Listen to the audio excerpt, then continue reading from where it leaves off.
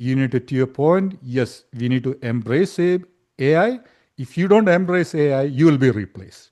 And if you bring AI to your workflow, Word? Welcome to Unstoppable Podcast with Harry Sardinas, inspiring conversations with influential millionaires, investors, thought leaders, entrepreneurs who are making a massive difference with their innovative products and services, and sharing the challenges and wisdom of how they sold their first million.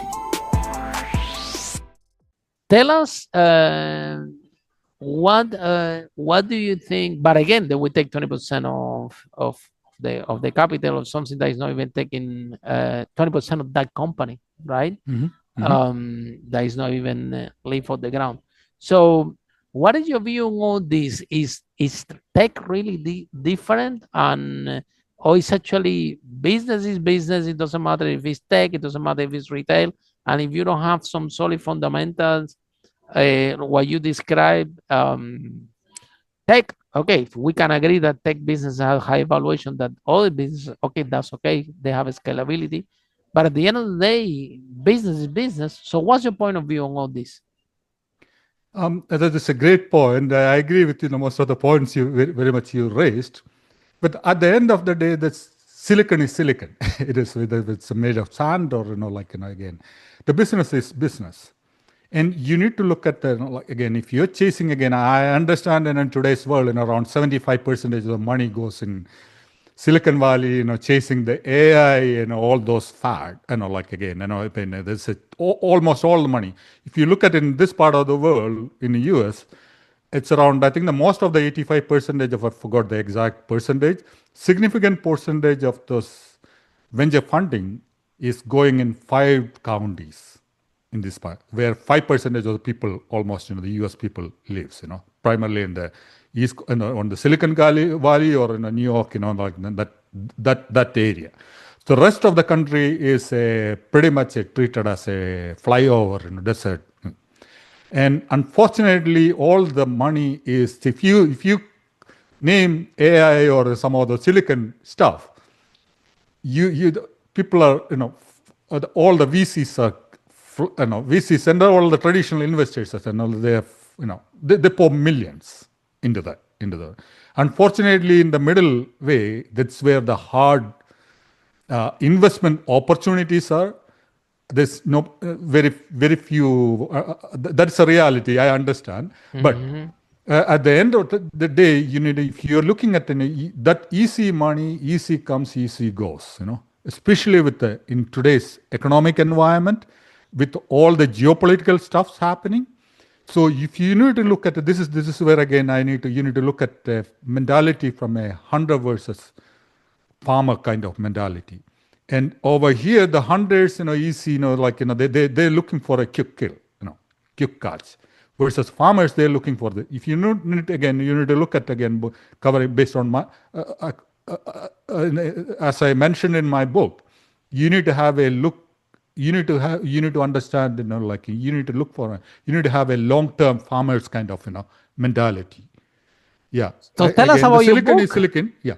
Tell us about your book. What's the title of your book? This is show it to us. You can see that. Yeah. This is the book. Oh wow. So yeah. I love the cover. The gods must be crazy. You might have heard about the movie 1980s African comedy movie. I don't know, like the Kalahari Bushmans, they're getting the cockboaters. Oh, it's very original. Yeah, and they had the no title. idea. So what's the title again? Can you repeat the title, because there are people listening in the car yeah, that they can.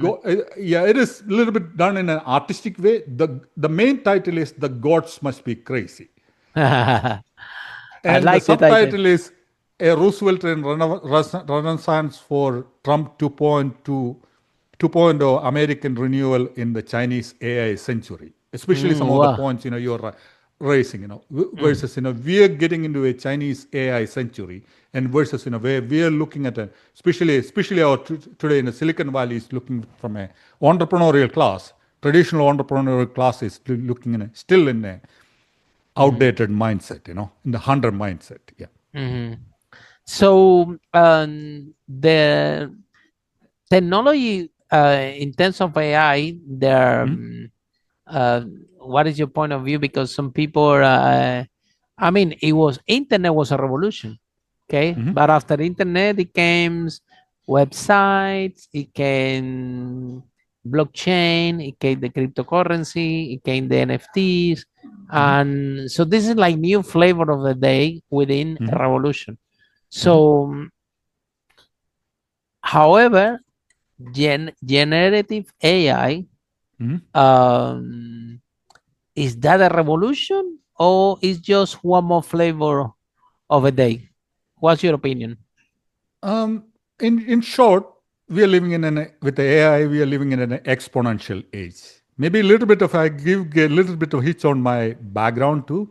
I'm a product of biggest business blunder in the world, the Y2K. I came here as a Y2K cyber coolie to fix the Armageddon code on, wow, on those days, like the fixing the COBOL code. I happened to take a little bit of business route on the ERP, wow. So that's how I entered in as a like ERP finance consultant, then go to the EPM, all the higher end of the CFO, so the financial transformation side of the business, and that's how. So what I notice, especially it takes typically 4-5 years to transform. Back in those days, and again the technology wise, it was the COBOL, till 70s through 90s were the era of the mainframe. Then came, the ERP, and along with that one, the Silicon Valley, like the bubble came, all the internet bubble came in early 2000. Then got into from the business system perspective, got into the EPM, enterprise performance management, and all those kind of fads. So the point is, typically back in those early days, COBOL to the ERP, the business kind of systems, relational data management system, took about 20-30 years. Then it's accelerated with it used to happen every 3 years. Now with the AI coming into the picture, every other month or every couple of weeks, Gemini or Grok or like OpenAI, they are all Claude. They're all releasing much exponential, much capable system. So the point is, we are in an exponential age. So wow. It is this time. It's moving faster than before with COBOL. Since the time of COBOL and to now, it's moving. It's like we're flying, right? Yeah, it used to COBOL to the mainframe to the relational database management system. It took about 3 years to. Then every stages, like again every 4-5 years. Now it brought it down to every couple of years. Now every not just months, couple of weeks. Oh my God! AI is learning itself. Yeah. So that is a world we are living in, and especially as an entrepreneur, as a company. So instead of handing over everything to, again, purely focusing on AI itself, you need to look at from how you can leverage, you can take advantage of, you need to bring the human capital to the AI.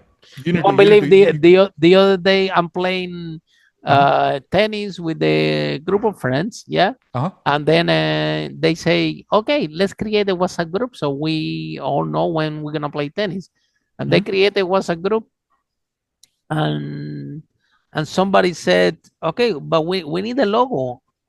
And it was after 30 seconds, it came a professional logo.